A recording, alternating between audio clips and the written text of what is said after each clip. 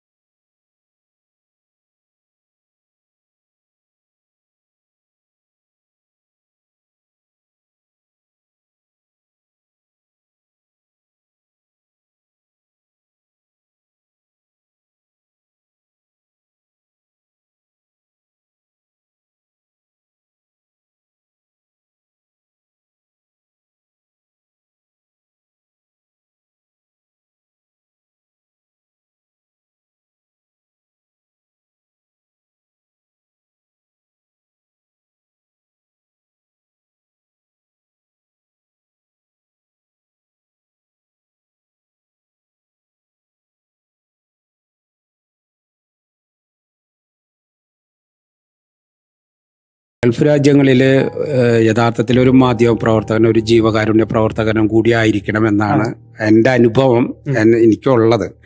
കാരണം ഞാൻ ജീവകാരുണ്യ പ്രവർത്തനങ്ങളിൽ ഇറങ്ങിയപ്പോൾ എനിക്ക് കിട്ടുന്ന വാർത്തകളും ഞാൻ കൊടുക്കുന്ന വാർത്തകളും ഞാൻ ഹൃദയം കൊണ്ട് തൊട്ട് കൈവച്ച വാർത്തകളാവുമ്പോൾ അത്തരം വാർത്തകൾക്ക് ഒരു ഫീൽ കൂടും. നമുക്ക് നമ്മൾ ഏതെങ്കിലും ഒരു റൂമിലിരുന്ന് ആരെങ്കിലും അടച്ചു തരുന്നൊരു വാർത്ത കൊടുക്കുന്നതും നമ്മൾ ഫീൽഡിൽ ഇറങ്ങി ആ വിഷയത്തിൽ ഇടപെട്ട് ആ ഒരു വാർത്ത നമുക്ക് ചെയ്യുമ്പോൾ ഉണ്ടാവുന്ന ഒരു അനുഭൂതി ഉണ്ടല്ലോ, അത് ഒരു മാധ്യമ പ്രവർത്തനെ സംബന്ധിച്ചോളം കിട്ടുന്നത് വലിയ അനുഭവമാണ്.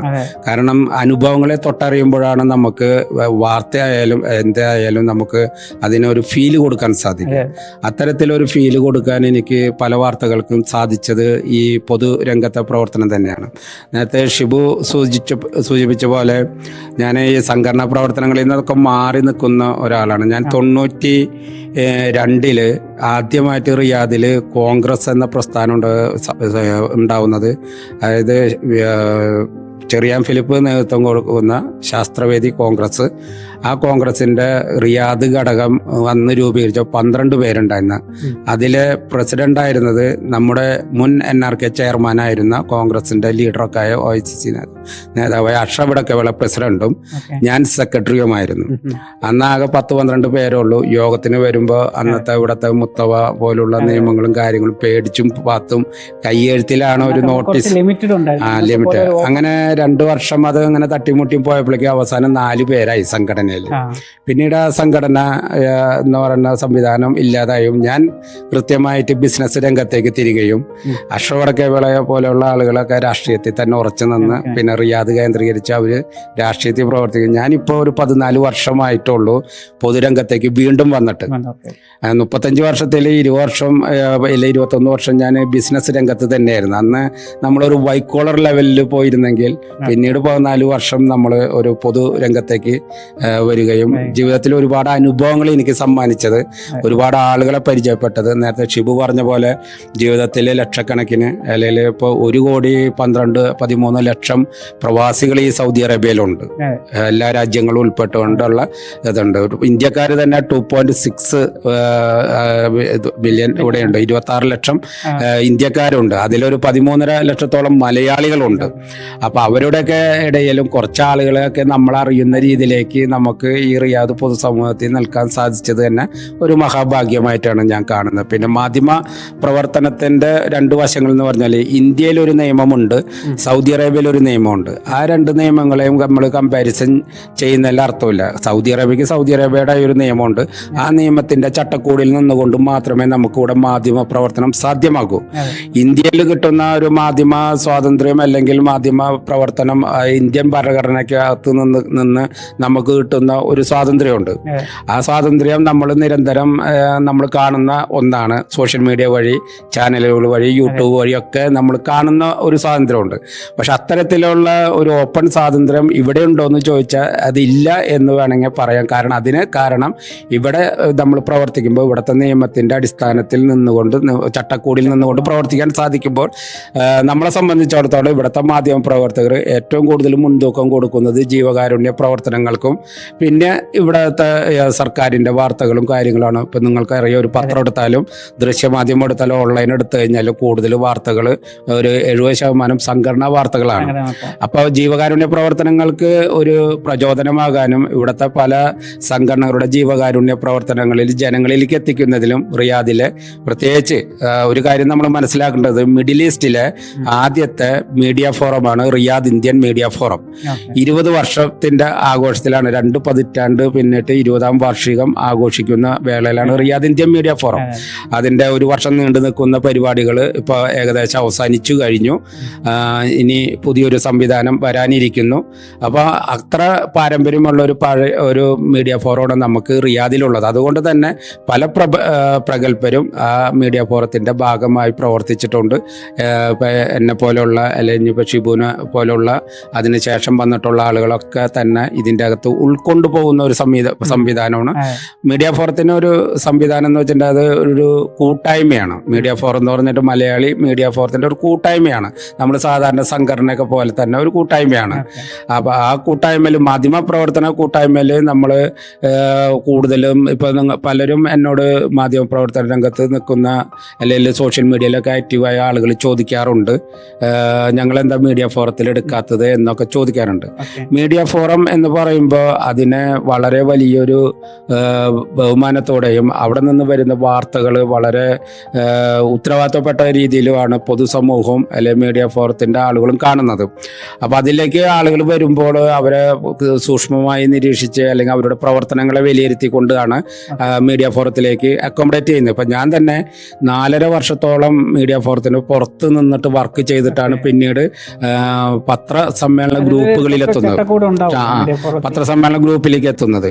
അപ്പം എന്നിട്ടാണ് എന്നെ പിന്നെ 4.5 വർഷം കഴിഞ്ഞ് അത് കഴിഞ്ഞിട്ടൊക്കെയാണ് എന്നെ മീഡിയ ഫോറം ഈ എക്സിക്യൂട്ടീവ് എന്ന് പറയുന്ന അംഗമാക്കുന്നത്. അപ്പം അങ്ങനെ ഒരു പ്രൊസീജിയർ ഉണ്ട്.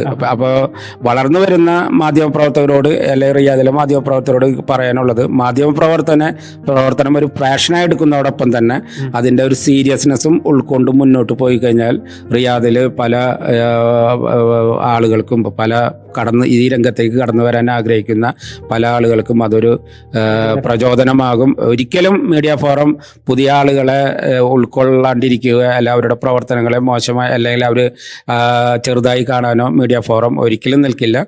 പക്ഷെ അവരുടെ പ്രവർത്തനങ്ങളെ